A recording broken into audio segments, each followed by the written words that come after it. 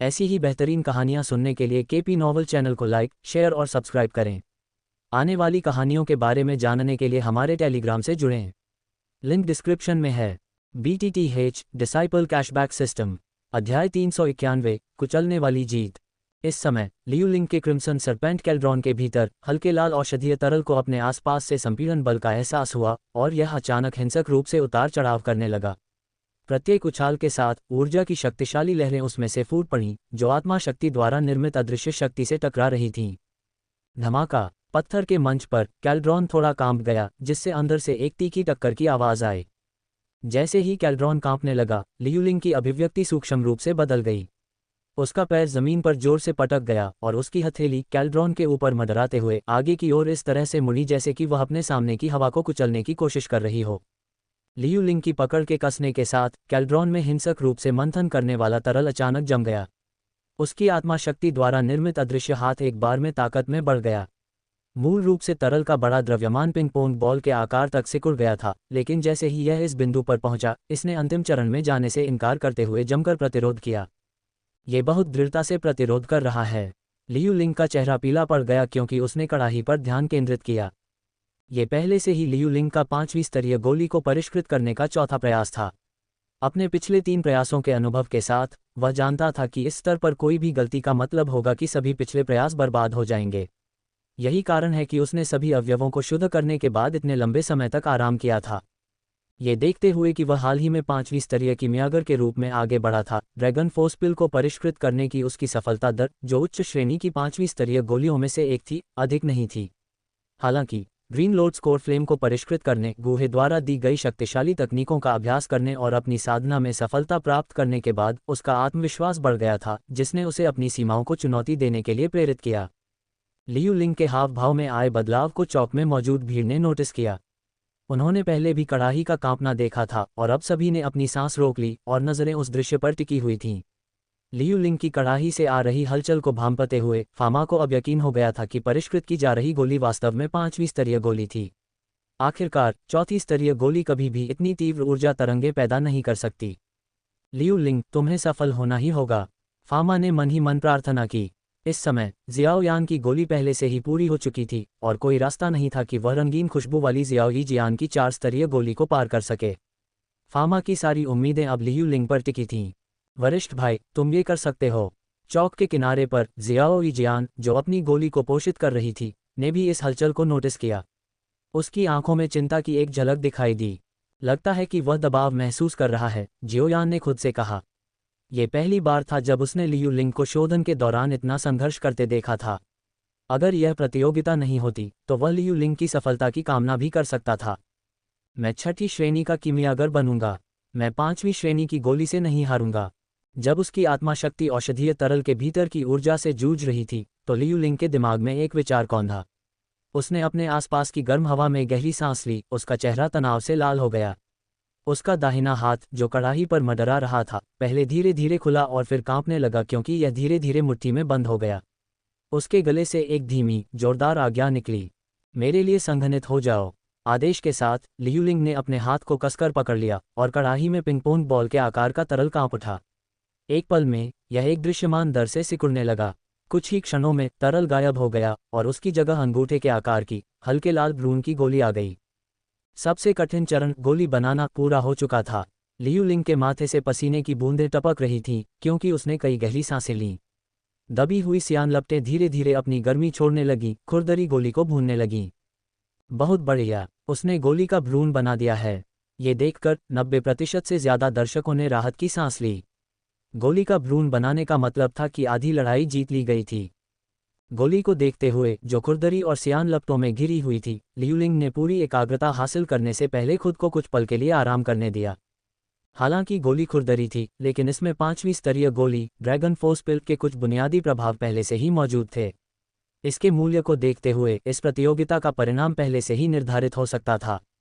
बस स्थिर रहो और चैंपियनशिप तुम्हारी होगी। ऊंचे मंच पर फामा ने चुपचाप प्रार्थना की। 5वीं स्तरीय कीमियागर के रूप में वह जानता था कि भले ही 5वीं स्तरीय गोली भ्रूण अवस्था में पहुंच जाए, लेकिन बाद की प्रक्रिया अभी भी खतरों से भरी हुई थी।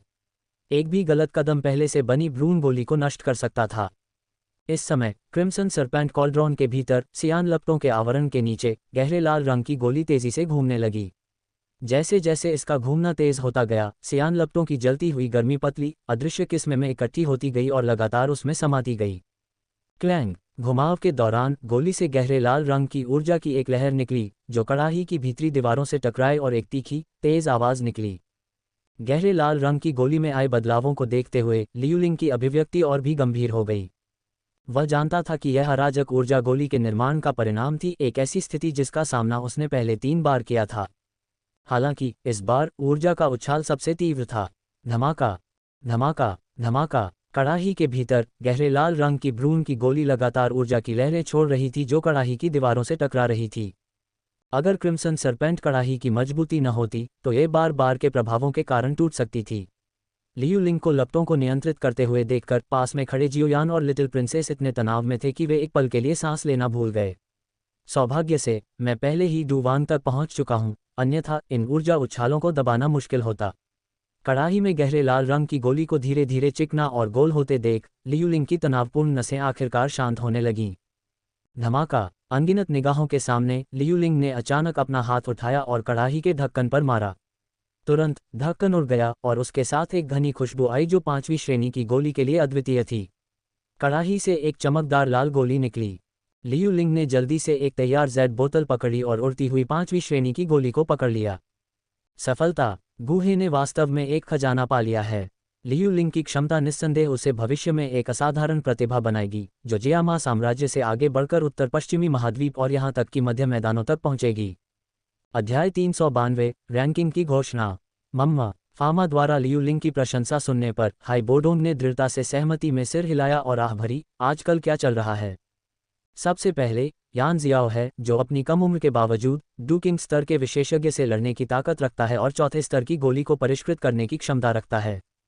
फिर स्टोन डेजर्ट सिटी में असाधारण प्रतिभा वाले एक छोटे से भाड़े के समूह के नेता की खबर फैली जो यान जियाओ जितना मजबूत नहीं है लेकिन उससे भी कम उम्र का है।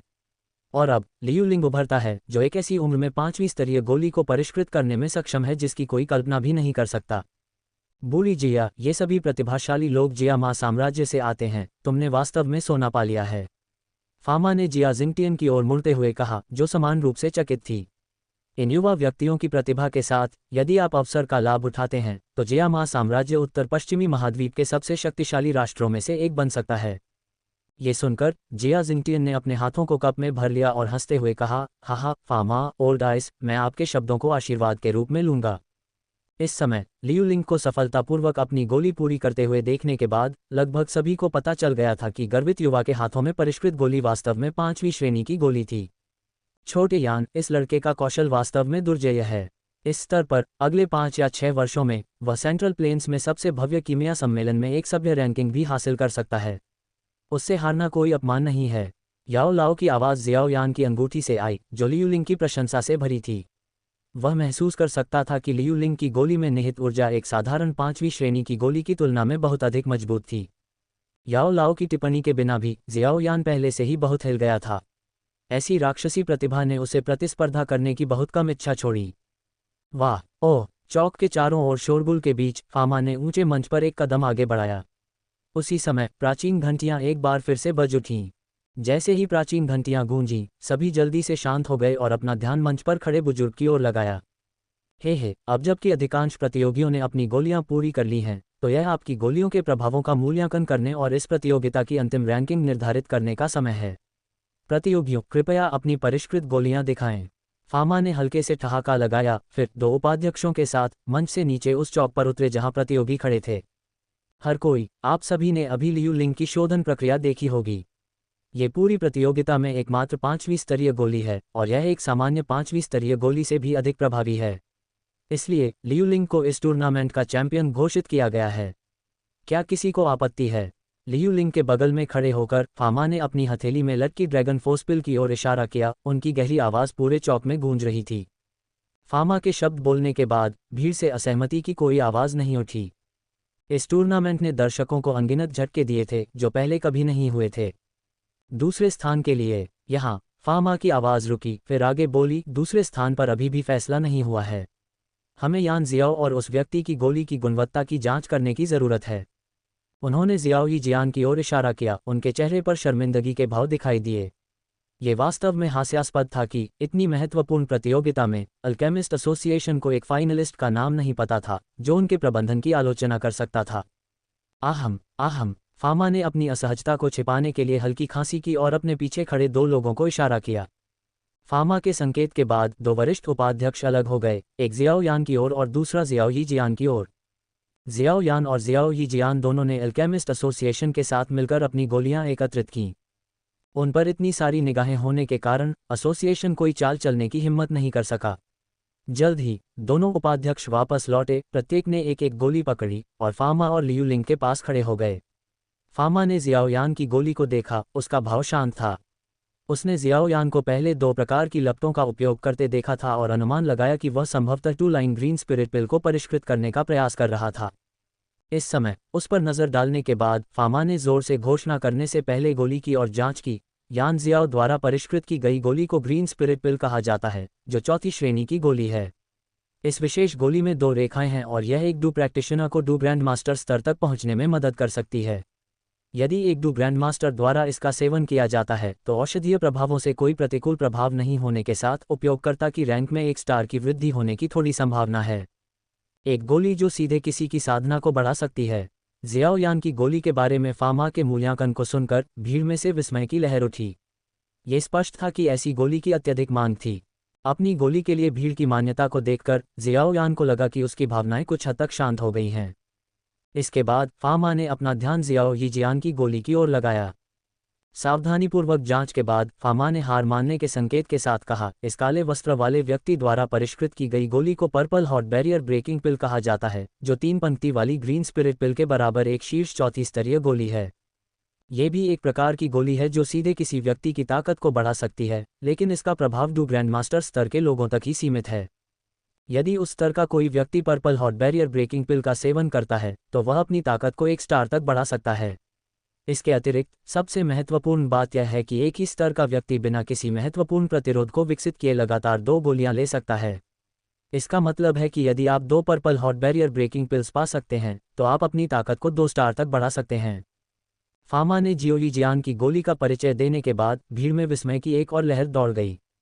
हालांकि सतह पर पर्पल हॉट बैरियर ब्रेकिंग पिल और 2 पंक्ति वाली ग्रीन स्पिरिट पिल के प्रभाव समान प्रतीत होते थे, उन्हें लेने की स्थितियां अलग अलग थीं।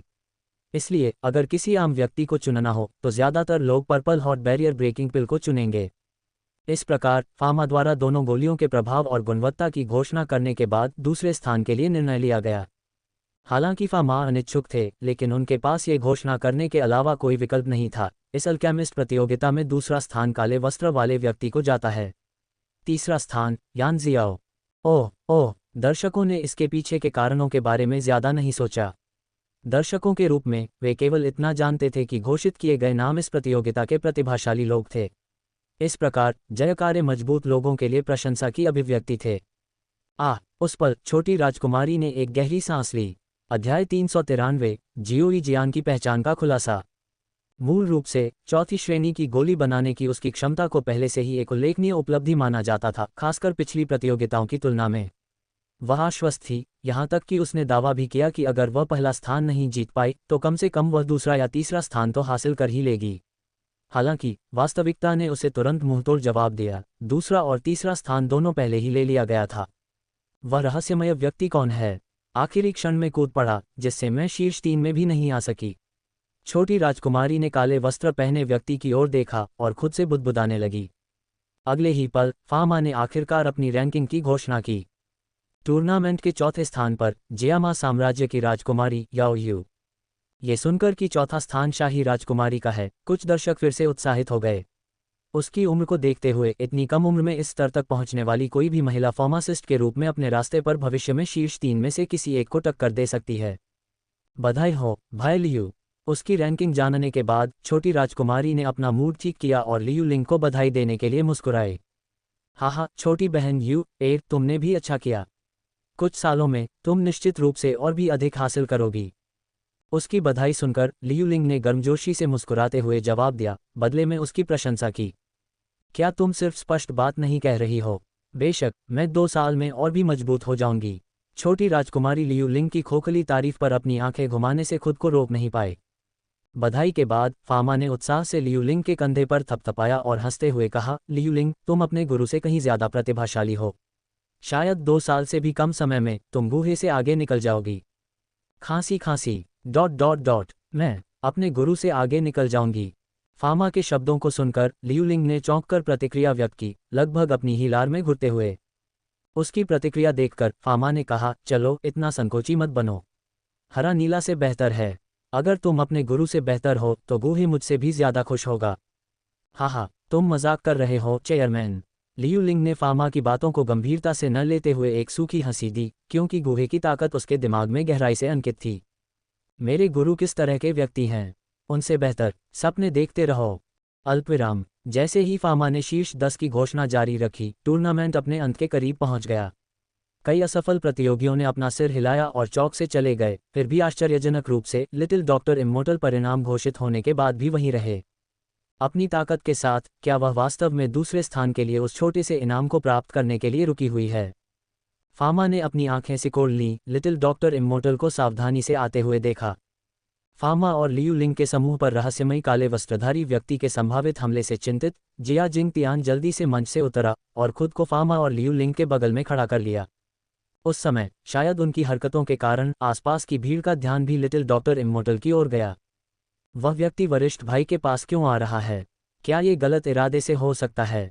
परदादा और चेयरमैन फामा के हाव भाव, क्या इसका मतलब है कि काले वस्त्रधारी व्यक्ति में कुछ गड़बड़ है? ऊंचे मंच पर चौक में शक्तिशाली व्यक्तियों के बीच सूक्ष्म तनाव को देखते हुए नालन यानरान और राजकुमारी याओ ये ने माहौल में बदलाव महसूस किया। जियाओ यान भी आश्चर्य से लिटिल डॉक्टर इम्मोर्टल को देखते हुए मुड़ा। इससे पहले याओ लाओ ने उसे चेतावनी देते हुए कहा था कि यह काले वस्त्रधारी व्यक्ति कोई साधारण व्यक्ति नहीं है और उसके पास भयानक शक्ति हो सकती है। जैसे ही उसने काले वस्त्र पहने व्यक्ति को धीरे धीरे पास आते देखा, चौक में मौजूद लियू लिंग और वीआईपी सीटों से खड़े नालन यानरान दोनों के दिमाग में एक जानी पहचानी छवि कौंधी। मुझे ऐसा क्यों लग रहा है कि इस व्यक्ति की हरकतें जूनियर सिस्टर जियानर से मिलती जुलती हैं? लियू लिंग ने खुद से ही बड़बड़ाया। जैसे ही यह विचार उसके दिमाग में आया, उसके बगल से एक साथ 2 आवाजें गूंजीं। रुको, तुम्हारा इनाम तुम्हें जल्द ही दे दिया जाएगा। बेहतर होगा कि तुम कोई भी जल्दबाजी में कदम न उठाओ। फामा और जिया जिंग तियान के स्वर से लियू लिंग ने सावधानी के संकेत देखे। वास्तव में जैसे ही काले वस्त्र पहने व्यक्ति उनके 15 मीटर के भीतर आया, युद्ध ऊर्जा की अदृश्य धाराएं चुपचाप फामा और जिया जिंग तियान के हाथों में इकट्ठा होने लगीं। वरिष्ठ भाई, चैंपियनशिप जीतने पर बधाई। अचानक काले वस्त्र पहने व्यक्ति से एक स्पष्ट और मधुर युवा लड़की की आवाज आई। चैंपियन? वरिष्ठ भाई, क्या वह लियू लिंग की बात कर रही है? यह आवाज सुनकर सभी को भ्रम की लहर महसूस हुई और उन्होंने जिज्ञासा से लियू लिंग को देखा। इस समय लियू लिंग के चेहरे पर अत्यधिक खुशी के भाव दिखाई दिए। बड़े पैमाने पर मुस्कुराते हुए उसने अपने आसपास के आश्चर्यचकित भूरों को अनदेखा किया और उत्साह से कहा, जूनियर सिस्टर जियाओ जियान, मुझे अनुमान लगाना चाहिए था कि यह आप थीं।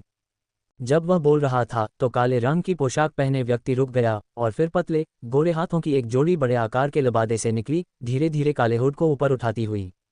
जियाओ यी जियान का नाजुक और सुंदर चेहरा तुरंत सभी के सामने आ गया।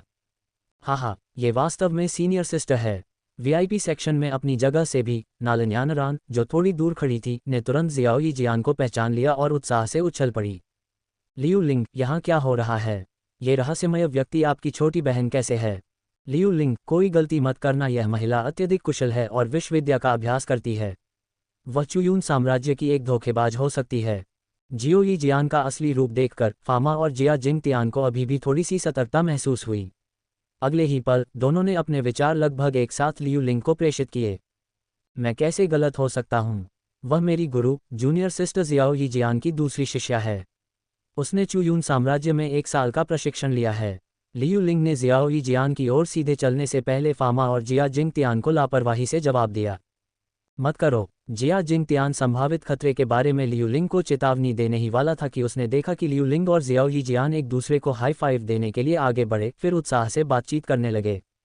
जूनियर सिस्टर जियाओ यी जियान, तुमने वास्तव में इस चाल से मुझे अंधेरे में रखा। लियू लिंग ने झुंझलाहट के साथ कहा। वरिष्ठ भाई, मुझे खेद है। मुझे बस ये चिंता थी कि अगर आपको पता चल गया कि मैं भी अल्केमिस्ट टूर्नामेंट में भाग ले रहा हूं तो आप मेरी खातिर पीछे हट जाएंगे। इसलिए मैंने ये तरीका सोचा। मेरा आपको धोखा देने का कोई इरादा नहीं था। जियाओ यी जियान ने थोड़ा माफ़ी मांगते हुए समझाया। उनकी बातचीत विशेष रूप से छिपी हुई नहीं थी, इसलिए आसपास के कुछ लोग इसे स्पष्ट रूप से सुन सकते थे। क्या ये वास्तव में वही व्यक्ति है? जैसे ही फामा और जिया जिंग तियान ने जियाओ यी जियान की कोमल आवाज़ सुनी, उनकी आंखें आश्चर्य से चौड़ी हो गईं। उन्हें मुश्किल से विश्वास हो रहा था कि यह मृदुभाषी युवती वही शक्तिशाली और भयंकर जहर मास्टर थी जिसका सामना उन्होंने पिछली रात किया था। अध्याय 394 टूर्नामेंट का समापन। वरिष्ठ और कनिष्ठ शिष्यों का पुनर्मिलन। कनिष्ठ बहन शियाओ यी जियान, क्या तुम मुझे बता सकती हो कि तुम्हारी साधना अब किस स्तर पर पहुंच गई है? मुझे ऐसा क्यों लग रहा है कि वे दो बूढ़े लोग तुमसे बहुत सावधान लग रहे हैं। लियू लिंग ने शियाओ यी जियान से धीरे से फुसफुसाया। वरिष्ठ भाई, जब मैं तुम्हें बताऊं तो बहुत उत्साहित मत हो जाना। शियाओ यी जियान ने बहुत शांत स्वर में उत्तर दिया। मैं नहीं करूंगा। क्या मैं किसी ऐसे व्यक्ति की तरह दिखता हूं जिसने कभी दुनिया नहीं देखी? लियू लिंग ने जल्दी से अपना सिर हिलाया, फिर शियाओ यी जियान के करीब झुक गया। शियाओ यी जियान उसके कान के पास झुक गया और धीरे से फुसफुसाया, वरिष्ठ भाई, मेरी वर्तमान साधना का स्तर 8 सितारा डू सम्राट है। क्या? 8? शियाओ यी जियान का उत्तर सुनकर लियू लिंग ने इतनी जोरदार प्रतिक्रिया व्यक्त की कि वह थोड़ा उछल पड़ा और उसे पूरी तरह से अविश्वास में घूरने लगा। उनके साथ क्या हो रहा है? लियू लिंग अचानक हकलाते हुए क्यों बोला, क्या इसका कोई मतलब है? लियू लिंग की प्रतिक्रिया देखकर जियाओ यान हैरान हो गया। जब जियाओ यान सोच रहा था तो अचानक उसके दिमाग में याओ लाओ की आवाज़ गूंजी। जियाओ यान, जिया मा साम्राज्य के गुहे में कुछ असामान्य बात है। ये पहले से ही प्रभावशाली है कि उसने लियू लिंग को प्रशिक्षित किया, लेकिन यह आश्चर्यजनक है कि वह रहस्यमयी काले वस्त्र वाली आकृति भी उसकी शिष्य निकली। शिक्षक, आपके लहजे से ऐसा लगता है कि आपको लगता है कि यह काले वस्त्र वाली लड़की लियू लिंग से भी बेहतर है। लेकिन सच तो यह है कि लियू लिंग ने 5वीं कक्षा की गोली को परिष्कृत किया, जबकि उस काले वस्त्र वाली लड़की ने केवल 4वीं कक्षा की गोली को ही परिष्कृत किया। उसे पीछे रहना चाहिए। जियाओ यान ने जियाओ यी जियान के लिए याओ लाओ की अत्यधिक प्रशंसा से आश्चर्यचकित होकर पूछा। बच्चे, मैंने कब कहा कि मैं उनकी कीमिया कौशल की तुलना कर रहा हूँ?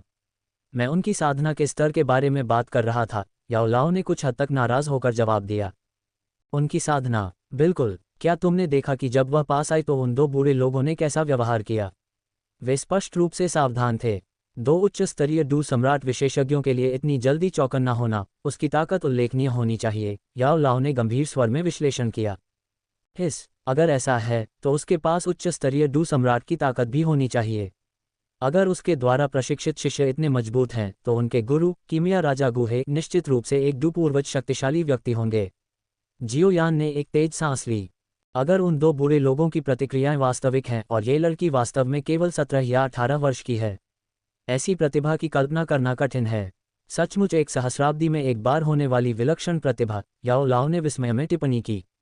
उस समय विशाल चौक के पार फामा और जिया जिंग तियान ने समान अटकलें लगाईं। बूढ़ी जिया, अगर ये लड़की भाग्य के एक झटके से बदली गई कोई जादुई जानवर नहीं है तो हम सभी उस बच्चे गुहे द्वारा मूर्ख बनाए गए हैं, फामा ने जिया जिंग तियान को अपने विचार प्रेषित करते हुए कहा।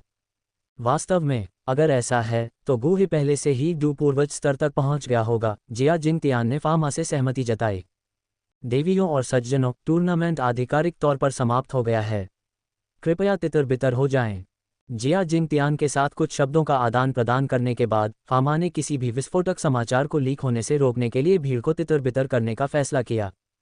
दर्शकों को हटाने के बाद फामा ने टूर्नामेंट में भाग लेने वाले शेष कीमियागरों की ओर रुख किया और कहा, आपके पुरस्कार गिल्ड के सदस्यों द्वारा आपके आवास पर पहुंचाए जाएंगे। फामा के इरादे को समझते हुए कीमियागरों ने अपना सामान इकट्ठा किया और चौक से चले गए। अध्यक्ष फामा, एल्डर जिया, मैं भी विदा लेता हूं। जियाओ यान ने यह बात समझी, अपना सामान पैक किया और चौक से चला गया।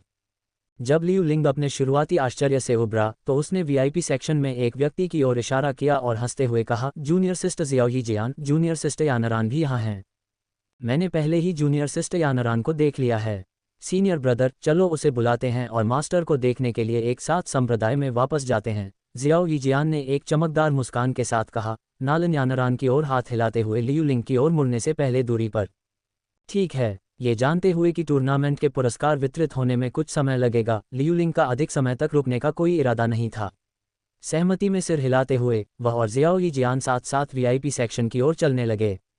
लियू लिंग, 1 मिनट रुको। तभी फामा ने उसे आवाज़ दी, चैंपियनशिप का इनाम हमेशा से मेरे पास रहा है, इसलिए मैं इसे अभी तुम्हें देता हूँ। लियू लिंग को रुकते और पीछे देखते हुए फामा ने अपना हाथ अपनी स्टोरेज रिंग पर फिराया और उसकी हथेली में एक बैंगनी चांदी का स्क्रॉल दिखाई दिया। स्क्रॉल को धीरे से सहलाते हुए फामा मुस्कुराए और कहा, ये चैंपियन का इनाम है, 6ठी कक्षा की गोली सोल फ्यूजन पिल की रेसिपी। अब ये तुम्हारा है। ऐसा कहते हुए फामा ने अपनी उंगली हिलाई जिससे स्क्रॉल एक चांदी की लकीर की तरह लियू लिंग की ओर उड़ गया। धन्यवाद। फामा द्वारा फेंके गए स्क्रॉल को पकड़ते हुए लियू लिंग ने बिना देखे ही कीमती स्क्रॉल को अपने स्टोरेज रिंग में रख लेने से पहले धन्यवाद में सिर हिलाया। कारण, लियू लिंग के पास 6ठी कक्षा की गोलियों की ऐसी ही बहुत सी रेसिपी उसकी याददाश्त में संग्रहित थीं। टूर्नामेंट में भाग लेने का पुरस्कारों से कोई लेना देना नहीं था, वह बस अपने गुरु गुहे द्वारा सौंपे गए कार्य को पूरा कर रहा था। सुनो, जब तुम वापस जाओ तो अपनी आत्मा की शक्ति से स्क्रॉल की सामग्री को पढ़ने में जल्दबाजी मत करना। इसे पढ़ने के बाद मुझे भी थोड़ा चक्कर और हल्कापन महसूस हो रहा है। फामा ने एक दोस्ताना अनुस्मारक दिया। समझ गया चेयरमैन फामा। लियू लिंग ने चलते हुए हाथ हिलाया। जैसे ही लियू लिंग और शियाओ यी जियान चौक के किनारे पहुंचे, नालन यानरान भी ऊंची सीढ़ियां उतरकर उनके साथ आ गई। उसके बगल में एक और लंबी, ठंडी और सुंदर महिला थी। लियू लिंग, बधाई। राजकुमारी याओ ये लियू लिंग को बधाई देने वाली पहली महिला थीं। इसके बाद नलन यानरान ने गर्मजोशी से मुस्कुराते हुए जियाओ यी जियान को देखा और कहा, वरिष्ठ बहन जियानर, 1 साल से ज्यादा हो गया है, मुझे आपकी बहुत याद आती है। ये कहते हुए नलन यानरान आगे बढ़ी, बाहें फैलाईं और जियाओ यी जियान को कसकर गले लगा लिया। ये प्रदर्शन देखकर राजकुमारी याओ ये कुछ हैरान दिखीं। चूंकि बहुत कम लोगों को पता था कि नलन यानरान गुहे की शिष्या बन गई थी, और ये देखते हुए कि वह पिछले 1 साल से जादुई जानवर पर्वत श्रृंखला में प्रशिक्षण ले रही थी, ये स्वाभाविक ही था कि राजकुमारी याओ ये अंधेरे में ही रहीं। अध्याय 395, तीनों एक साथ संप्रदाय में वापस लौटे। यानरान, क्या तुम हमारा परिचय नहीं कराओगी? थोड़ी देर बाद राजकुमारी याओए ने हल्की मुस्कान के साथ बात की। राजकुमारी की बातें सुनकर नालन याओए ने परिचय देने के लिए मुड़कर कहा, राजकुमारी याओए, यह मेरी दूसरी बड़ी बहन जियाओ यिक्सियन है। तो आप तीनों कीमिया राजा गुहे की शिष्या हैं। राजकुमारी याओए कुछ हैरान लग रही थीं। पहले चौक में उसने लियू लिंग और जियाओ यिक्सियन के बीच बातचीत नहीं सुनी थी। उसने केवल ये देखा कि लियू लिंग और जियाओ यिक्सियन करीब लग रहे थे, जैसे कि वे एक दूसरे से मिल रहे हों। हाँ, मैं शामिल होने वाली तीसरी थी, और हमारी एक छोटी छोटी बहन भी है जो मेरे बाद शामिल हुई, नालन यानरान ने खुले तौर पर स्वीकार किया। नालन यानरान के परिचय के बाद राजकुमारी याओए ने अपनी नज़र जियाओ यिक्सियन पर घुमाई। उसने अपना पतला, सुंदर हाथ आगे बढ़ाया और उसका अभिवादन किया। मैं तुमसे थोड़ी बड़ी हूँ, क्या तुम्हें बुरा लगेगा अगर मैं तुम्हें सिस्टर जियानर कहूँ? ठीक है, राजकुमारी याओए, अब से तुम मुझे यही कह सकती हो, जियाओ यिक्सियन ने जवाब में थोड़ा सिर हिलाया। हालांकि जियाओ यिक्सियन का स्वर शांत था, राजकुमारी याओए ने उसके शब्दों में गरिमा की एक सूक्ष्म भावना देखी। लगभग ऐसा लगा जैसे उसके स्वर में एक अव्यक्त अधिकार था, जिसमें असहमति के लिए कोई जगह नहीं थी। गुहे की शिक्षण पद्धतियां वास्तव में उल्लेखनीय हैं, जिन्होंने तुम तीनों को इतनी उत्कृष्टता के साथ प्रशिक्षित किया है। आज लियू लिंग और सिस्टर जियानर ने टूर्नामेंट में शीर्ष 2 स्थान प्राप्त किए हैं। मैंने तुम दोनों के जश्न के लिए एक भोज तैयार किया है। राजकुमारी याओए ने उनसे संपर्क करने का अपना असली उद्देश्य बताया। इसकी कोई ज़रूरत नहीं है, हम अपने गुरु से मिलने के लिए जल्दी से वापस जा रहे हैं, जियाओ यिक्सियन ने बिना कुछ सोचे मना कर दिया। जियाओ यिक्सियन के इनकार को देखकर राजकुमारी याओए ने नलान यानरान और लियू लिंग की ओर देखा, जो अब तक चुप थे। अगली बार, राजकुमारी याओए, आज हमारे पास वास्तव में समय नहीं है। नलान यानरान ने भी अपना सिर हिलाया। वे प्रभारी हैं, लियू लिंग ने लापरवाही से बोलते हुए कंधे उचकाए। तीनों के रवैये को देखते हुए राजकुमारी याओए ने हार मानते हुए कहा, ठीक है, फिर अगली बार जब आप शाही राजधानी में हो तो मुझे ज़रूर बताएं। हाँ, ज़रूर, नलान यानरान ने जवाब दिया, और इसके साथ ही वह, लियू लिंग और जियाओ यिक्सियन वापस यूनलान संप्रदाय की ओर चल पड़े। शाही राजधानी और यूनलान संप्रदाय के बीच की दूरी बहुत ज़्यादा नहीं थी, इसलिए कुछ ही देर में वे तीनों बातें करते और हंसते हुए उस छोटे से प्रांगण में पहुंच गए जहां गुहे रहा करते थे। गुहे, जो पहले से ही उनके लौटने के बारे में जानता था जब वे पहली बार पहाड़ पर चढ़े थे, आंगन में उनका इंतजार कर रहा था। शिष्य गुरु को अपना सम्मान देते हैं। नमस्कार गुरु। नमस्कार गुरु। आंगन में सफ़ेद वस्त्र पहने व्यक्ति को देखकर तीनों ने सम्मानपूर्वक सिर झुकाया। हा, आप सभी वापस आ गए। अद्भुत। 1 साल के अंतराल के बाद गुहे अपने 3 शिष्यों को फिर से मिलते देखकर बहुत खुश हुआ। 2 दिन पहले जियोयिन यूनलान संप्रदाय में वापस आ गया था और उसने गुहे को सूचित किया था कि जियो यिक्सियन जल्द ही आ जाएगा। अब आखिरकार जियो यिक्सियन को व्यक्तिगत रूप से देखकर गुहे आश्चर्यचकित हो गया और चुपचाप उसके दुखद विष शरीर की शक्ति पर अचंभित हो गया। गुहे के सभी शिष्यों में सबसे ऊंचे साधना स्तर वाली निस्संदेह रानी मेडुसा थी, लेकिन ये काफ़ी हद तक उसके उच्च प्रारंभिक बिंदु के कारण था। दूसरी ओर जियाओ यिक्सियन सिर्फ 2 साल से थोड़े ज़्यादा समय में एक नौसिखिए से 8 सितारा डू सम्राट बन गई थी, एक ऐसी गति जो पूरे महाद्वीप में बेजोड़ थी। बेशक जियाओ यिक्सियन की तेज़ प्रगति आंशिक रूप से गुहे के मार्गदर्शन के कारण थी, लेकिन साथ ही उसके अपने अनूठे अवसरों के कारण भी थी। आखिरकार किसी ऐसे व्यक्ति के लिए जिसके पास विषैले शरीर है, एक प्राचीन विश्व ऋषि द्वारा छोड़े गए विषैले सार को विरासत में पाना एक बहुत बड़ा आशीर्वाद है। इस बार आप तीनों ने अपने प्रशिक्षण में उत्कृष्ट प्रदर्शन किया। हालांकि इससे आपको अहंकारी न बनने दें। इस महाद्वीप पर आपसे ज़्यादा प्रतिभा और उच्च साधना वाले बहुत से लोग हैं। गुहे ने अपने शिष्यों की संक्षेप में प्रशंसा की, फिर तुरंत उन्हें सलाह दी कि वे अपनी वर्तमान उपलब्धियों से संतुष्ट न हों। हाँ गुरु, हम आपके मार्गदर्शन पर ध्यान देंगे।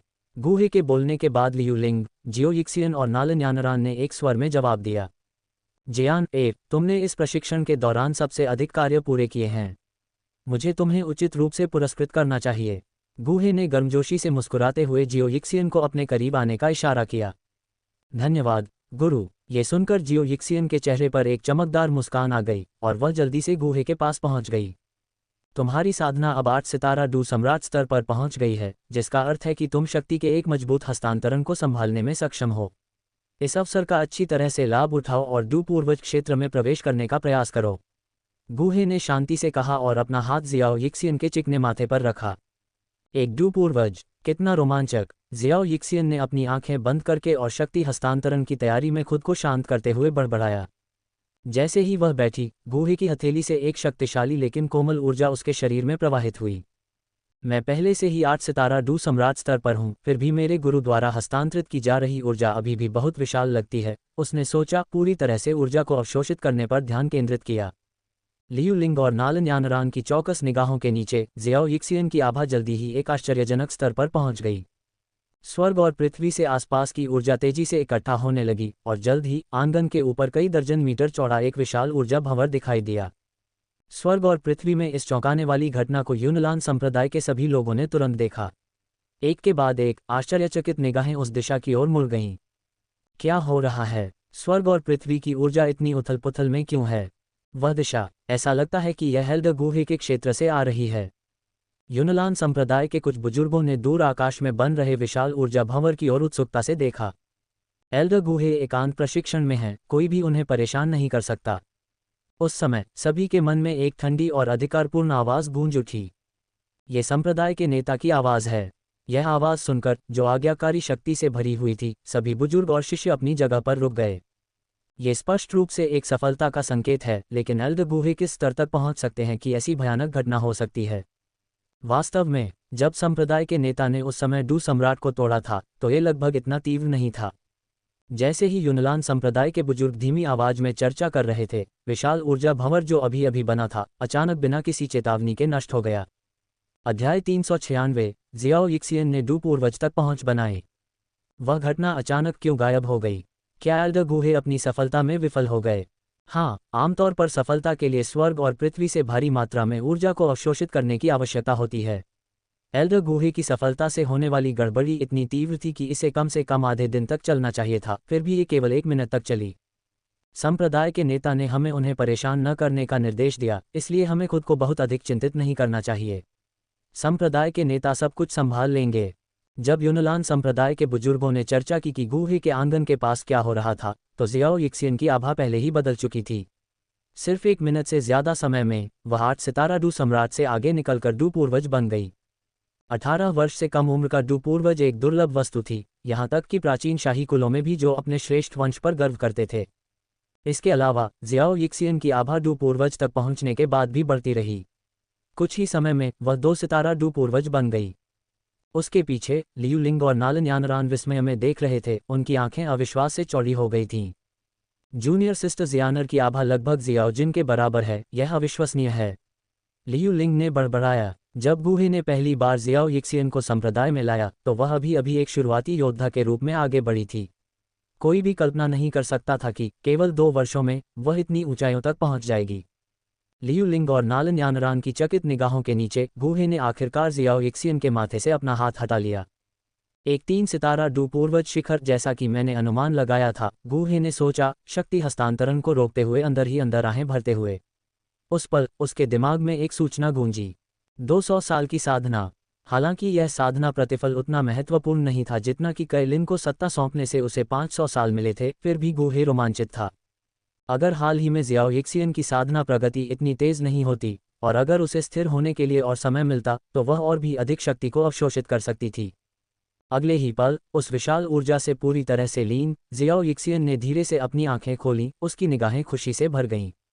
मास्टर, क्या जियानेर अब वाकई मजबूत नहीं है? जियाओ यिक्सियन ने प्रसन्नतापूर्वक पूछा। पूरे जियामा साम्राज्य में युनलान संप्रदाय को छोड़कर आप सबसे मजबूत हैं, गूहे ने प्रशंसा की। आह, बस इतना ही।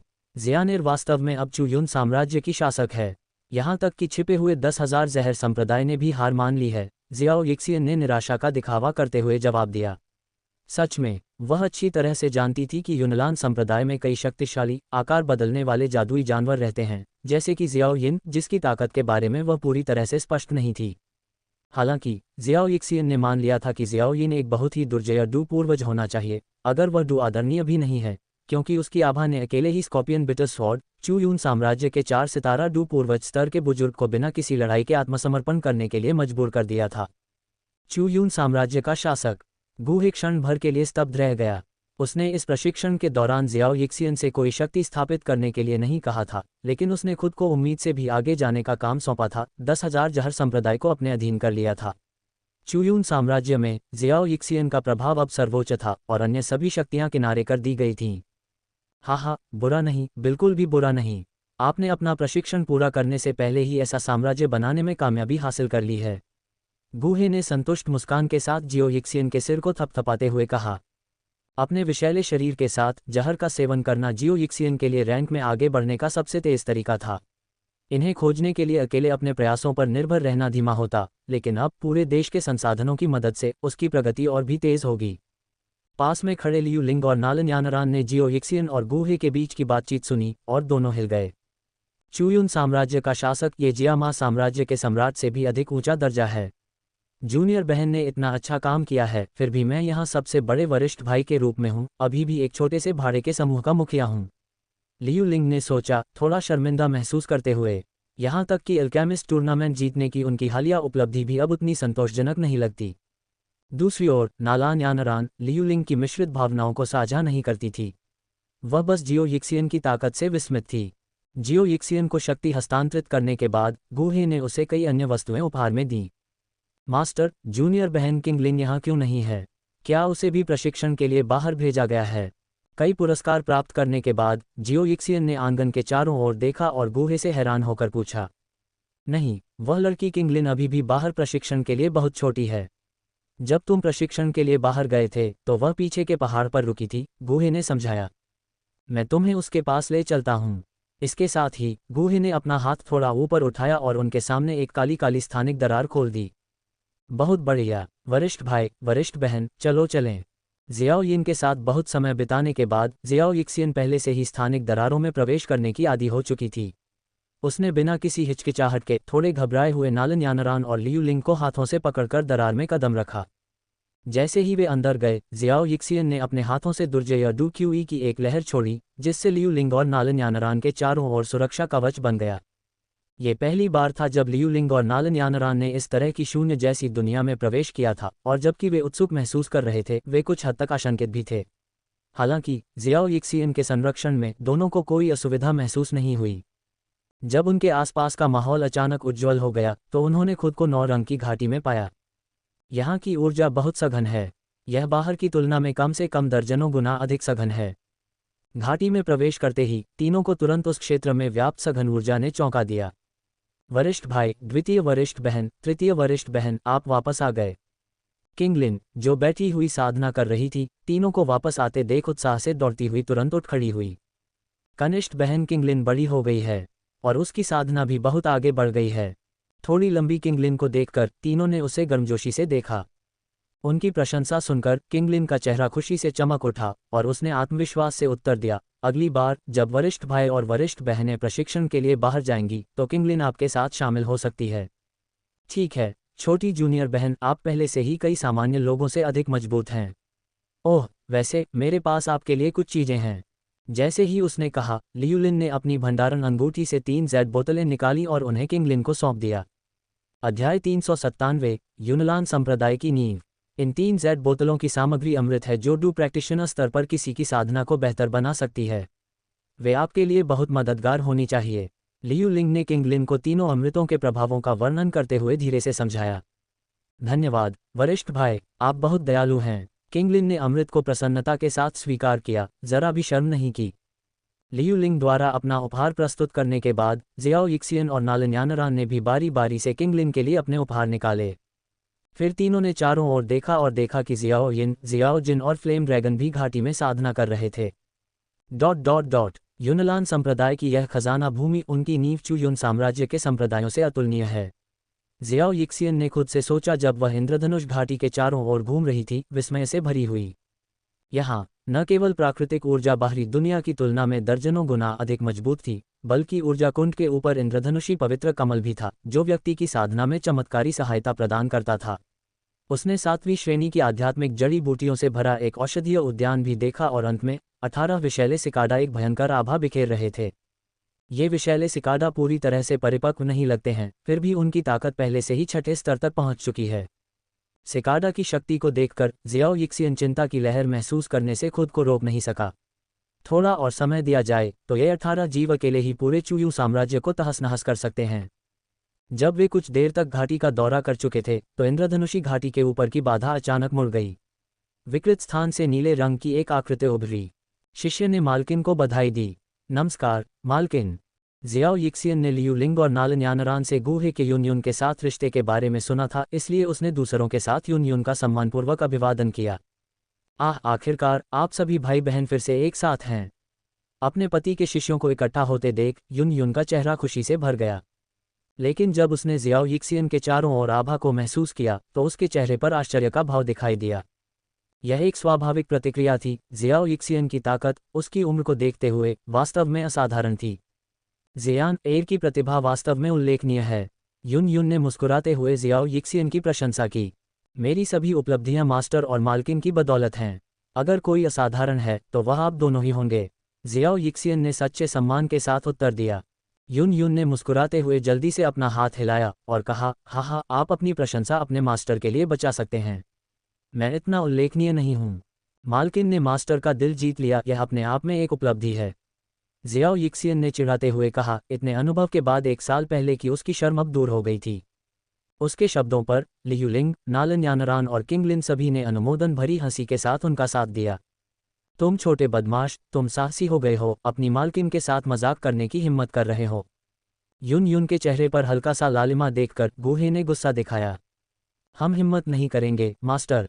जैसे ही गूहे की आवाज़ गिरी, चारों शिष्यों ने जल्दी से नकली माफ़ी मांगते हुए अपने सिर झुका लिए। ठीक है, तुम में से प्रत्येक अपनी साधना पर वापस लौट जाओ। अगले महीने मैं तुम्हारी प्रगति की जांच करूंगा और अगर कोई सुधार नहीं हुआ तो सज़ा की उम्मीद करो, गूहे ने सख्त भाव से कहा।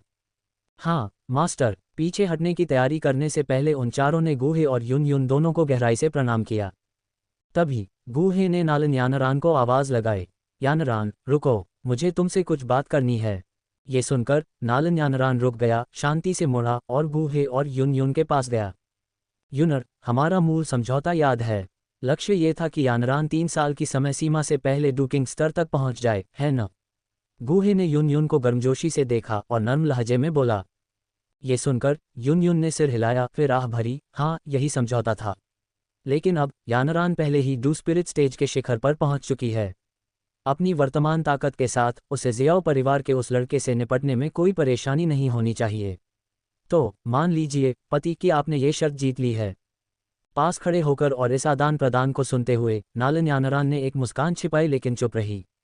हालांकि गूहे यून के मान लीजिए कि आप जीत गए के बयान से असंतुष्ट लग रहे थे। उन्होंने तुरंत दृढ़ निश्चय के साथ घोषणा की, ये पर्याप्त नहीं है। मैं सिर्फ तरह जीत नहीं सकता। अगर मैंने वादा किया कि यानरान 3 साल के भीतर डूकिंग स्तर तक पहुंच जाएगा तो ऐसा होगा। इसके साथ गूहे ने धीरे धीरे अपनी नज़र नालिन यानरान की ओर घुमाई। यानरान, मुझे बताओ, क्या मैं उस तरह का शिक्षक हूं जो वादे करता हूं जिन्हें मैं पूरा नहीं कर सकता? गूहे के सवाल से चौंककर नालन यानरान को घबराहट का झटका लगा और उसने तुरंत अपने हाथ हिलाए। नहीं, बिल्कुल नहीं। गुरु का वचन सोने जैसा होता है। तुम कभी भी अपने वादे से पीछे नहीं हटी। बिल्कुल, तो अब मैं अपनी ऊर्जा एक बार फिर तुम्हें दूंगा। तुम्हें अपना सर्वश्रेष्ठ प्रदर्शन करना चाहिए और एक ही बार में डुकिंग के स्तर तक पहुंच जाना चाहिए, गूहे ने दृढ़ता से कहा। शिक्षक और छात्र के बीच इस बातचीत को देखकर यून खुद को रोक नहीं पाए और अपनी हंसी रोक नहीं पाए। अपनी नज़रें उन पर टिकाए हुए उसने देखा कि गूहे का हाथ धीरे से नालन यानरान के चिकने माथे को छू रहा है। जैसे ही गूहे के हाथ ने संपर्क बनाया, नालन यानरान की आभा तेजी से बढ़ने लगी। 30 सेकंड से भी कम समय में उसके शरीर के भीतर से एक गहरी गड़गड़ाहट गूंज उठी। वह पहले ही डुकिंग तक पहुंच चुकी है। कितना अविश्वसनीय। नालन यानरान से डुकिंग स्तर के योद्धा की विशिष्ट आभा को महसूस करते हुए यून के चेहरे पर एक बार फिर आश्चर्य की झलक दिखाई दी। हालांकि उस समय नालन यानरान की तेज आभा स्थिर होने लगी और जैसे ही गूहे ने उसके माथे से अपना हाथ हटाया, उसकी शक्ति 3 सितारा डुकिंग के स्तर पर आ गई। 3 सितारा डुकिंग। गूहे से ऊर्जा हस्तांतरण प्राप्त करते हुए नालन यानरान ने अपनी आंखें खोलीं, खुद को ध्यान से जांचा। अगले ही पल उसकी पीठ से 3 मीटर लंबे नीले पंखों की एक जोड़ी फैल गई। अपने डुक्यू पंखों को फैलाकर नालन यानरान ने उड़ान की स्वतंत्रता का आनंद लेते हुए रेनबो वैली के ऊपर अंतरिक्ष में उत्साहपूर्वक उड़ान भरी। उस जियो परिवार के लड़के के साथ द्वंद्व परसों के लिए तय है। मुझे उम्मीद है कि यानरान इस बार इसे अच्छी तरह से संभाल पाएगी। भले ही वह जीत जाए, लेकिन उसे उस जियो जूनियर को अपमानित नहीं करना चाहिए। आखिरकार ये हमारा यूनलान संप्रदाय ही था जिसने इस मामले की शुरुआत की, यून ने गूहे से धीरे से कहा जब वह नालन यानरान को ऊपर से उड़ते हुए देख रही थी। गूहे ने अपनी बाह यून की पतली कमर के चारों ओर लपेटी, उसे एक सौम्य नज़र से देखा। यूनर, शिष्य अब बड़े हो गए हैं, उनके पास अपना दिमाग है। जब तक वे चीज़ों को बहुत दूर नहीं ले जाते, हमें उन्हें अपने दम पर मामलों से निपटने देना चाहिए। अध्याय 398 याओ लाओ का जोखिम। जियामा साम्राज्य की राजधानी में कीमियागर सम्मेलन के समापन के बाद जियाओ यान अपनी सराय में लौट आया। अपने कमरे में वापस आकर जियाओ यान के चेहरे पर स्पष्ट निराशा दिखी। उसने शुरू में सोचा था कि याओ लाओ के मार्गदर्शन में उसकी कीमिया कौशल एक असाधारण स्तर तक पहुंच जाएगी, लेकिन आज की प्रतियोगिता ने उसे दिखा दिया था कि हमेशा दूसरे लोग अधिक प्रतिभाशाली होते हैं। कीमिया में लियू लिंग की योग्यता ने याओ लाओ से भी प्रशंसा अर्जित की। लंबे समय तक विचारों में खोए रहने के बाद जियाओ यान को अचानक कुछ याद आया और उसने जल्दी से अपने मन में याओ लाओ से कहा, गुरु, मैंने नालन यानरान से जो 3 साल का वादा किया था वह परसों पूरा हो जाएगा। मुझे आश्चर्य है कि वह अब तक किस स्तर पर पहुंच गई होगी। जियाओ यान की पुकार सुनकर याओ लाओ की आत्मा धीरे धीरे काली अंगूठी से बाहर निकली और आह भरते हुए बोली, जियाओ यान, आज की प्रतियोगिता के दौरान उस युवा लड़की की आभा किसी चीज़ से अस्पष्ट हो गई थी। ध्यान आकर्षित करने से बचने के लिए मैंने इसे बहुत गहराई से जांचने से परहेज किया। यहाँ तक कि आप भी उसके वर्तमान स्तर को नहीं जानते, गुरु।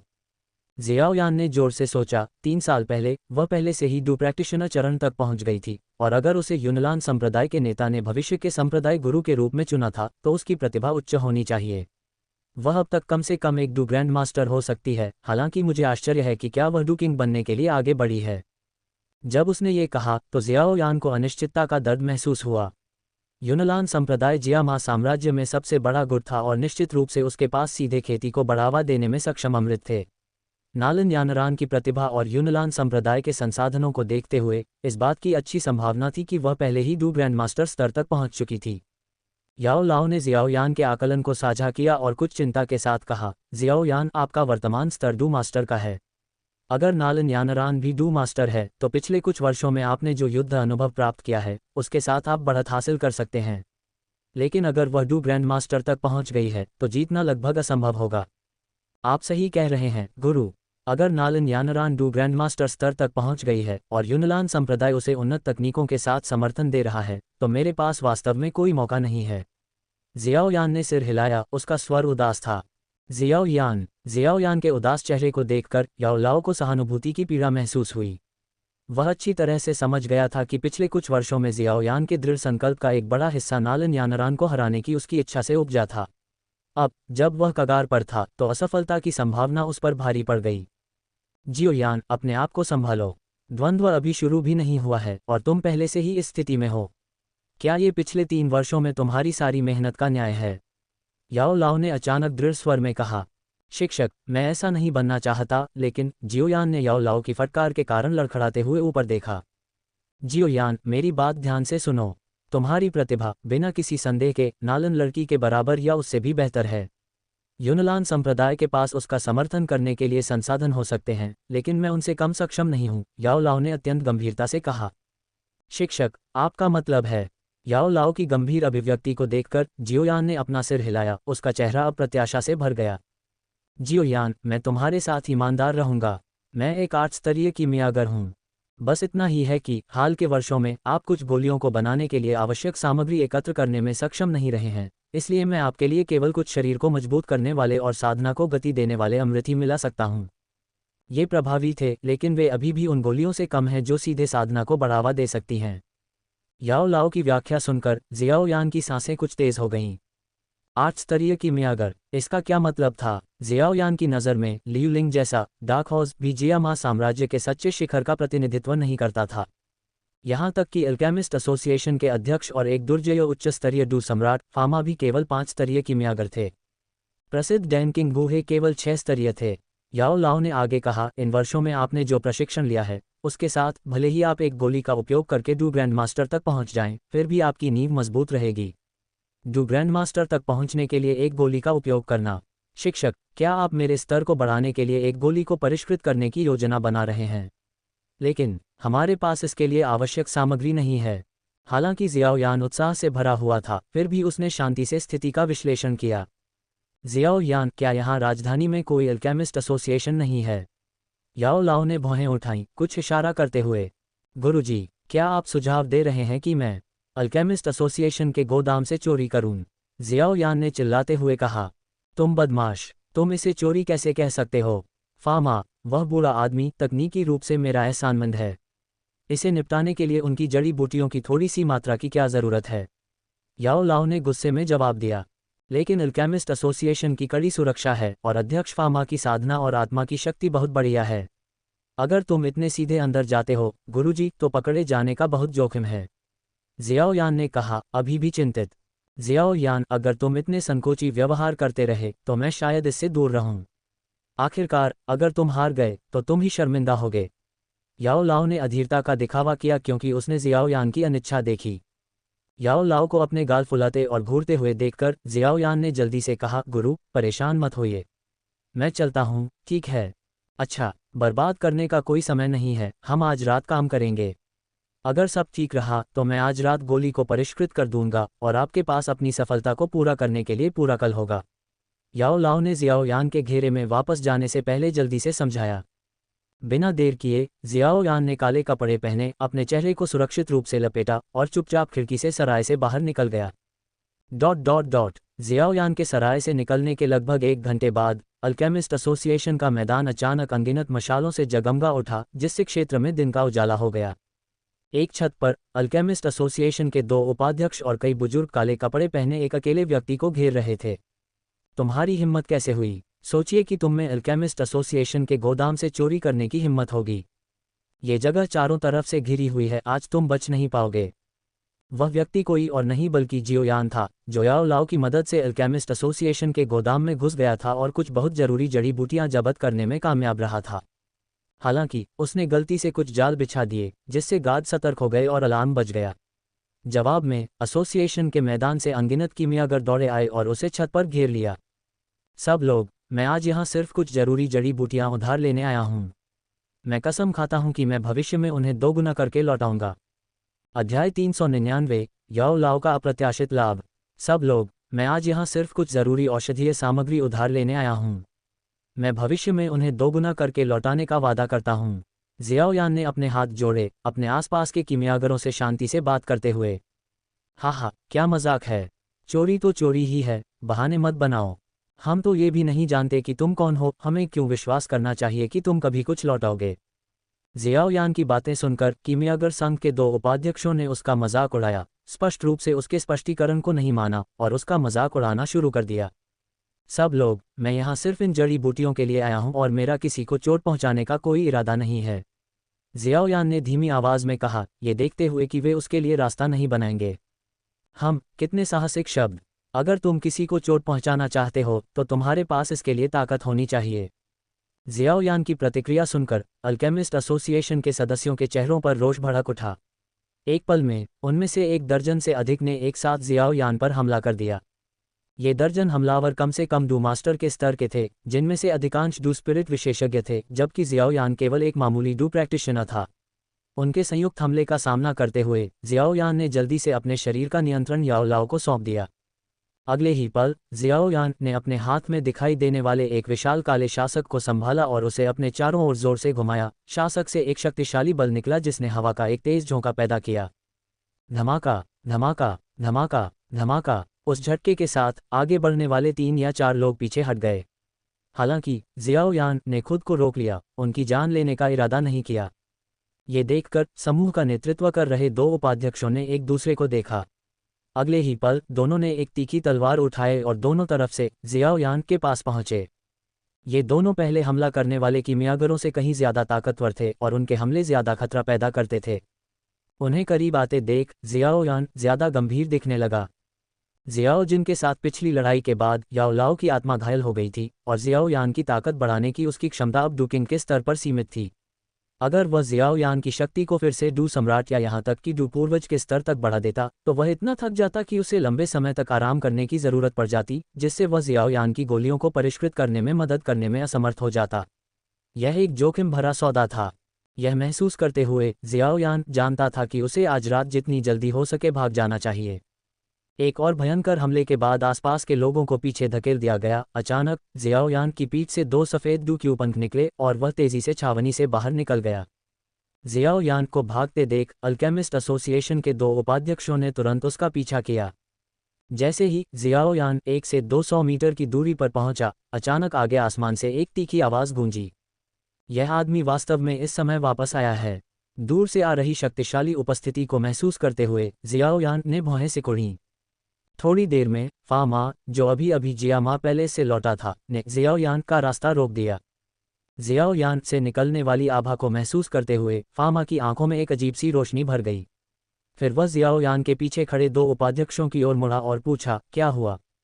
भगवान फामा, इस व्यक्ति ने वास्तव में अल्केमिस्ट एसोसिएशन के औषधीय भंडार से चोरी करने की हिम्मत की। यह अपमानजनक है। हम उसे पकड़ने ही वाले थे। अल्केमिस्ट एसोसिएशन के उपाध्यक्षों में से एक ने फामा की पूछताछ का सम्मानपूर्वक उत्तर दिया। क्या नुकसान बहुत बड़ा था? फामा ने सहजता से पूछा। सवाल सुनने के बाद उपाध्यक्ष ने जवाब देने से पहले एक पल सोचा। नुकसान बहुत बड़ा नहीं है। उसने ज्यादा नहीं लिया। उसने चुनिंदा रूप से कुछ सामग्री चुनी जो शायद हमारे कुल स्टॉक का केवल 1% थी। चून की नुकसान बहुत कम है, इसलिए इस मामले को छोड़ दें। उपाध्यक्ष के बोलने से पहले फामा ने निर्णायक रूप से उसे रोक दिया। बस इसे जाने दो। ये व्यवहार अल्केमिस्ट एसोसिएशन का अपमान है। उसे हमारे लिए बिल्कुल भी सम्मान नहीं है। क्या तुम मुझसे सवाल कर रहे हो? फामा के फैसले को सुनकर उपाध्यक्ष उलझन में पड़ गए और आगे विरोध करना चाहते थे, लेकिन जैसे ही उन्होंने फामा की कड़ी फटकार सुनी, वे तुरंत चुप हो गए। एक और शब्द कहने की हिम्मत नहीं जुटा पाए। मेरे दोस्त, उन सामग्रियों को मेरा उपहार समझो। अगर भविष्य में आपको और ज़रूरत पड़े तो बेझिझक मेरे पास आएं। फामा ने एक सौम्य मुस्कान के साथ कहा। उनका व्यवहार उनके अधीनस्थों के साथ पहले की कठोरता से बिल्कुल अलग था। धन्यवाद, जियाओ यान ने कर्कश उत्तर दिया। फिर फामा के पास से गुजरा और अल्केमिस्ट एसोसिएशन के परिसर से बाहर निकल गया। घुसपैठिए का पीछा कर रहे 2 उपाध्यक्ष उसे जाते हुए देख रहे थे, असंतुष्ट महसूस कर रहे थे। वे इस बात को लेकर बहुत उत्सुक थे कि फामा ने ऐसा क्यों किया। भगवान फामा, क्या आप उस व्यक्ति को जानते हैं? उनमें से एक ने सावधानी से पूछा।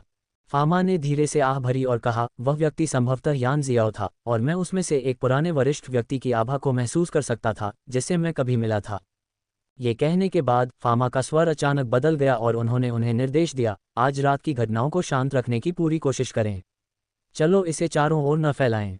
हाँ, भगवान फामा, उन्होंने सम्मानपूर्वक उत्तर दिया, उनके निर्देश को स्वीकार किया।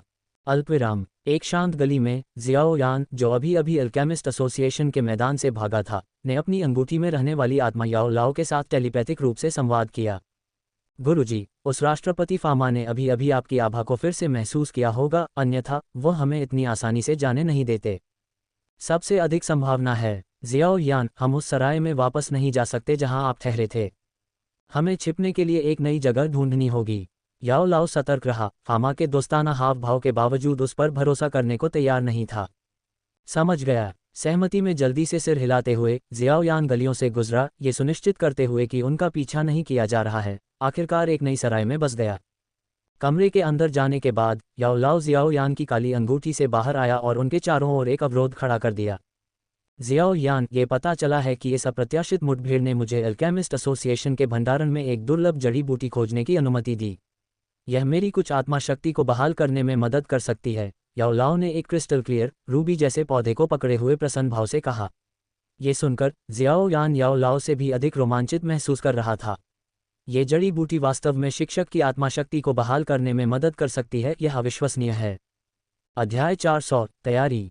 कमरे के अंदर याओ लाओ ने एक हाथ में क्रिस्टलीय माणिक जैसी जड़ी बूटी पकड़ी हुई थी, जबकि दूसरे हाथ में अचानक सफ़ेद लौ की एक गेंद भड़क उठी। जैसे ही सफ़ेद लौ उभरी, कमरे में बर्फीली ठंड भर गई। फिर भी जियाओयान को अपने भीतर एक गर्मी बढ़ती हुई महसूस हुई। वह इस प्रसिद्ध कोल्ड बोन स्पिरिट फ्लेम से कोई अजनबी नहीं था, जिसका इस्तेमाल उसने पहले गोलियों को परिष्कृत करने के लिए किया था। हालांकि याओ लाओ के नियंत्रण में लौ की शक्ति जियाओयान के खुद के नियंत्रण की तुलना में कई गुना अधिक मजबूत थी। इस समय याओ लाओ ने कोल्ड बोन स्पिरिट फ्लेम को बुलाया और उसमें जड़ी बूटी फेंक दी। सफ़ेद लौ की चिलचिलाती गर्मी के तहत थोड़ा मोटा माणिक जैसी जड़ी बूटी तेजी से आकार में सिकुड़ गई, जबकि उसका रंग तेजी से चमकीला होता गया। एक समृद्ध पुरानी सुगंध, एक प्राचीन अच्छी तरह से पुरानी शराब की याद दिलाती है, धीरे धीरे याओ लाओ के हाथ से फैल गई। तीव्र सुगंध को सूंघते हुए जियाओयान ने अपने पूरे शरीर में एक झटका महसूस किया। यह महसूस करके आश्चर्यचकित हुआ कि कीमिया के काम के एक दिन से उसे जो थकान महसूस हो रही थी, वह पूरी तरह से गायब हो गई। इस जड़ी बूटी की एक झलक ही अविश्वसनीय प्रभाव डालती है। ये शिक्षक की आत्मा की शक्ति को बहाल करने में चमत्कार करती होगी, जियाओयान ने खुद को आश्चर्यचकित करते हुए सोचा। जैसा कि उसने देखा, जड़ी बूटी लौ की परिष्कृतता के खिलाफ संघर्ष कर रही थी, लेकिन इसने बहुत कम प्रतिरोध किया। कुछ ही सेकंड में यह एक चमकदार लाल बूंद में बदल गई, जो लगभग एक पिंग पोंग बॉल के आकार की थी। संघनित हो जाओ, एक धीमी आवाज के साथ याओ लाओ ने लौ की तीव्रता बढ़ा दी। एक पल में लाल बूंद और सिकुड़ गई, जब तक कि यह सोयाबीन से बड़ी नहीं हो गई। अब समय आ गया है। जब बूंद इस आकार तक संघनित हो गई, तो याओ लाओ ने तेजी से लौ को वापस ले लिया और अपना हाथ उठाया, बूंद को अपने माथे पर दबाया। जैसे ही संघनित बूंद उसके माथे को छूती है, वह याओ लाओ के साथ विलीन हो जाती है और उसके माथे से आत्मा ऊर्जा की एक विशाल भारी लहर फूट पड़ती है। प्रभाव से जियाओयान 3 या 4 मीटर पीछे फेंका गया, लकड़ी की दीवार से टकराया। अगर याओ लाओ ने कमरे में अवरोध नहीं लगाया होता तो दीवार शायद टूट जाती। जियाओयान, क्या तुम ठीक हो? जियाओयान को आत्मा ऊर्जा के निकलने से पीछे फेंका हुआ देखकर याओ लाओ जल्दी से एक क्षमाप्रार्थी नज़र से उसके पास गया। खुद को ऊपर उठाने के लिए एक हाथ का उपयोग करते हुए जियाओयान मुस्कुराया और बेपरवाही से जवाब दिया, गुरु, मेरी हड्डियां मजबूत हैं, इस तरह का प्रहार कुछ भी नहीं है। जैसे ही उसने याओ लाओ के आत्मा रूप को देखा, जियाओयान का चेहरा खुशी से चमक उठा। कुछ ही सेकंड में याओ लाओ की आत्मा काफी ठोस हो गई थी, अब पहले की तरह बेहोश और अलौकिक नहीं रही। गुरु, आपकी आत्मा की रिकवरी कैसी चल रही है? जियाओयान ने उत्सुकता से पूछा। जियाओयान का सवाल सुनकर याओ लाओ ने मुस्कुराते हुए अपनी सफ़ेद दाढ़ी को सहलाया। मैं लगभग उसी अवस्था में पहुंच गया हूं, जिस अवस्था में मैं आकार बदलने वाले जादुई जानवर के साथ लड़ाई से पहले था। वाकई यह अद्भुत है, बधाई हो गुरु। जियाओयान ने पूरे दिल से याओ लाओ को बधाई दी। जियाओयान, अब जब मेरी आत्मा की शक्ति आंशिक रूप से बहाल हो गई है, तो आपको अपनी साधना को आगे बढ़ाने में मदद करने के लिए एक गोली को परिष्कृत करने का समय आ गया है, याओ लाओ ने एक अधूरे कार्य को याद करते हुए कहा। उसने तुरंत जियाओयान की अंगूठी से एक बड़ी काली कड़ाही ली और उसे फर्श पर रख दिया और उसे तेजी से गर्म करने के लिए उसमें कोल्ड बोन स्पिरिट फ्लेम डाला। एक एक करके जियाओयान की अंगूठी से कई तरह की चमकदार औषधीय जड़ी बूटियां निकलीं, जो हवा में मंडरा रही थीं। एक निश्चित समय पर याओ लाओ ने सामग्री को क्रमवार परिष्कृत करना शुरू किया, ताकि उनका मिश्रण सुनिश्चित हो सके। आधे घंटे बाद कमरे में एक समृद्ध सुगंध फैल गई, क्योंकि कड़ाही से एक बिल्कुल गोल काली गोली निकली। जियाओयान, यह एक शीर्ष श्रेणी की तीसरी स्तरीय गोली है। यह आपके जैसे डू प्रैक्टिशनर को आपकी ताकत को 1 स्टार तक स्थिर रूप से बढ़ाने में मदद करेगी। जल्दी से अपनी शक्ति को बढ़ाने के लिए इसे लें। ताज़ा परिष्कृत तीसरी स्तरीय गोली को जियाओयान को सौंपते हुए याओ लाओ ने तुरंत अगली गोली को परिष्कृत करने की तैयारी शुरू कर दी। जियाओयान ने बिना समय बर्बाद किए उसने गोली निगल ली और ध्यान की अवस्था में चला गया, फर्श पर क्रॉस लेग करके बैठ गया और बार बार अपनी आंतरिक ऊर्जा को प्रसारित किया। शुरू में याओ लाओ की गोली शोधन ने कमरे को घनी औषधीय सुगंध से भर दिया, लेकिन जैसे जैसे भोर होने लगी, कड़ाही से ऊर्जा की लहरें निकलने लगीं। ये स्पष्ट था कि वह तीसरी श्रेणी की गोलियों को परिष्कृत करने से अधिक शक्तिशाली पांचवीं श्रेणी की गोलियों की ओर बढ़ गया था। पांचवीं श्रेणी की गोली को परिष्कृत करने के बाद याओ लाओ ने रुकना नहीं छोड़ा, वह सीधे दूसरी गोली की तैयारी में लग गया। इस बीच जियाओ यान, जो अभी भी फर्श पर बैठा था, अपनी पूरी रात की साधना और गोलियों के प्रभावों के माध्यम से 9 सितारा डू प्रैक्टिशनर चरण के शिखर पर पहुंच गया था। अपनी तीव्र प्रगति से उत्साहित जियाओ यान ने एक शिखर श्रेणी की चौथी श्रेणी की गोली उठाई और बिना किसी हिचकिचाहट के उसे निगल लिया। तीसरी श्रेणी की गोली के विपरीत चौथी श्रेणी की गोली की ऊर्जा लगभग पांचवीं श्रेणी की गोली के बराबर थी। जैसे ही यह उसके मुंह में गई, यह एक शुद्ध औषधीय शक्ति में बदल गई जो उसके गले से नीचे की ओर बह गई, उसके मेरिडियन में भर गई। धमाका! जैसे ही जियाओ यान ने अपनी ऊर्जा तकनीक को प्रसारित किया, विशाल औषधीय शक्ति अनगिनत धाराओं में विभाजित हो गई, जो एक संरचित तरीके से उसके मेरिडियन से होकर गुजरी। कुछ संकरी मेरिडियन, जिन तक जियाओ यान ने पहले कभी नहीं पहुंचा था, इस शक्तिशाली ऊर्जा द्वारा जबरन खोल दी गई। उसके माथे पर धीरे धीरे ठंडे पसीने की एक बूंद बह रही थी और जियाओ यान का चेहरा दर्द से विकृत हो गया, उसके दांतों से फुफकारती सांसें निकल रही थीं। उसके शरीर के अंदर ऊर्जा की अनगिनत छोटी धाराएं उसके पहले अछूते मेरिडियन से हिंसक रूप से बह रही थीं। संकीर्ण मार्ग तेजी से फैल रहे थे, जबकि उसके मेरिडियन की दीवारों पर पतली दरारें दिखाई दे रही थीं। इन दरारों से प्रकाश की फीकी किरणें फूट रही थीं। ये संकेत था कि मेरिडियन अत्यधिक तनाव में थे और टूटने के कगार पर थे। सौभाग्य से उसके मेरिडियन से गुजरने वाली औषधीय ऊर्जा दूसरी बार गुजरी, जिससे टूटे हुए हिस्सों की मरम्मत हो गई। ये बहाल मेरिडियन अब चौड़े हो गए थे और पहले से ज्यादा ऊर्जा को समायोजित कर सकते थे। ये प्रक्रिया जियाओ यान के पूरे शरीर में अनगिनत मेरिडियन में एक साथ हो रही थी।